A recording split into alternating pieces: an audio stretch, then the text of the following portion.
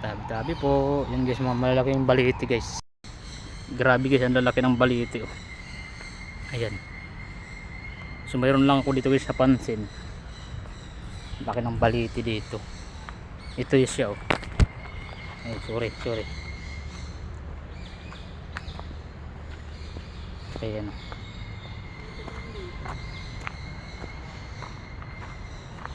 Akala ko natumba siya. Pero parang style lang ata eh. Tingnan mo. Ayan. Parang may poste dito. Ayan. Parang barko. Para siyang natumba eh. Tabi po. Ayan. Diba ang galing. Pero hindi natumba guys.